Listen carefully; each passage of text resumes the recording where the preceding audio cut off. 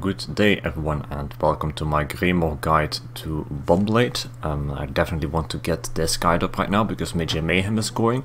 So if you wish to set up your Bombblades as well, following the gameplay that I have posted earlier, this is going to be my explanation on how to set it up and how to use the skill combination to do a successful bomb.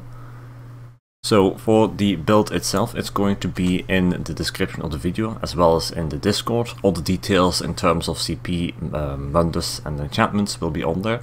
But just to go over it quickly, I have Vicious Death, of course, the most important set here.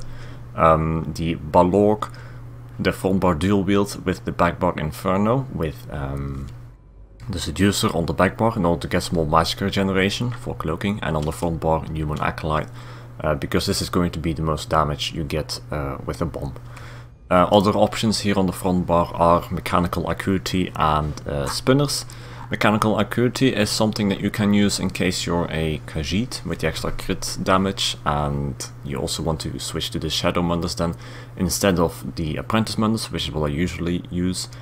Simply in order to get the most crit damage possible. In other cases I don't really want to go with that because of the high critical resistance that people will have dispatch.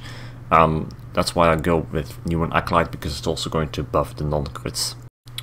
A final thing to mention is on the back bar I have an Inferno Staff for the Eye of the Flame ultimate, so if I want to do Destro bombing I slot that here instead of Barrier, which is what I use for the Massacre generation, and yeah, for that you need an Inferno Staff of course. If you don't plan on using the Destro ult for bombing, you can also go with a bow here. That's going to give you the movement speed after roll dodging, which is going to help with getting away after you do a successful bomb.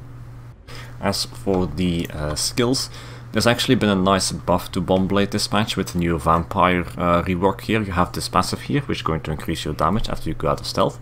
And you also have the option to run Shimmering Frenzy or Sated Fury. I've gone with Shimmering Frenzy for now, simply because it's more damage and I can still survive bombs quite a lot. Not to mention that I don't always use this skill, but I will talk more about that later. If you go with a Sated Fury, you will have an extra heal after you've done the bomb, which is useful for helping you survive it. Everything else about the build, as I mentioned, you can find that in the build links. Now for the bombing procedure, so every skill combination you have to do to set up a successful bomb. First I try and gather enough ultimate, so I do this by just light attacking things. I get about 250 to 500 ultimate. An important way I also do that is while I am running around looking for a fight, I take the normal health potions, like the really cheap ones over here. The Nightblade passive is going to give you 20 ultimate every time you use one, which is not much for each and every one, but as you ride around Citadel that does help a lot to make your bombs more frequent. Once you have enough ultimate, you go to either a keep that is about to be taken or a resource. If you know that, for example, a large Zerg of enemies has taken a keep earlier, it's useful to wait around with the resources because they often go and take that as well. And there's more tricks and tips, etc. to go and find the Zerg, but you will get used to that as you play Bombblade. Now once you have found your Zerg, you want to go towards it, and then you have a few options. First of all, you can cast Shade if you want that before you start with the bomb. This is very useful for getting away after you have done the bomb successfully. However, it does take you out of stealth, which is a reason I don't use it that much.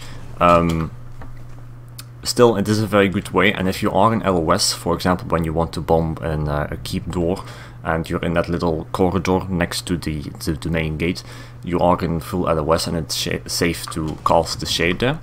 After you have cast the Shade, you want to go back into Cloak, you want to charge up the Channel's Acceleration, then cast Proxy straight after, go back into Cloak, and then you move towards the group you want to bomb.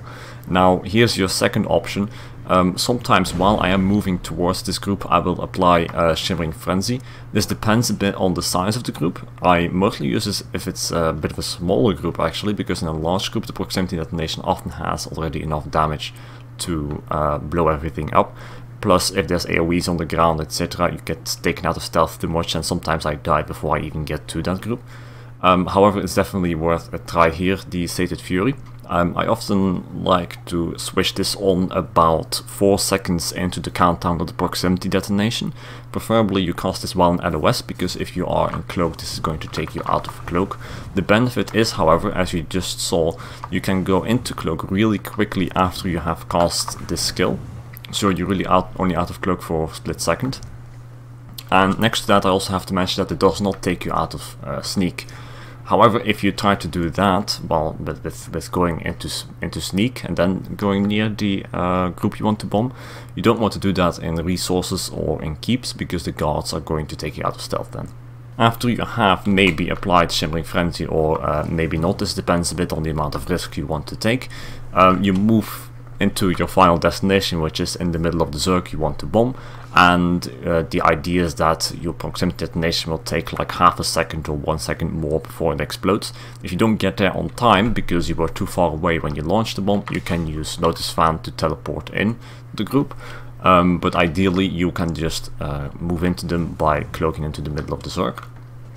And then when that happens, you simply cast the Soul Tether and you spam Sap Essence 2 or 3 times afterwards. This, together with the proximity detonation that will explode, will blow up the group. If you want, you can cast maybe an additional Sap Essence to finish people off, in case not everybody died yet. But I do like to get out really quickly then by either cloaking out, you can do that with the roll dodge as well, or with the shade you cast before, you simply shade back up. This is especially useful in keeps and such, when you can shade up to a higher level. But yeah, that is about it for the bombing procedure right here. If you want to see this more in action, you can watch the gameplay video that I have made a few days ago. And yeah, for the builds, check out the build link either in the description or the Discord. All details are in there. Any question you can also either ask on the Discord or in the comment section here. And I wish you good luck with bombing, especially in Mid-Year Mayhem. It's the ideal time to do it. Thank you all very much for watching, and see you next time.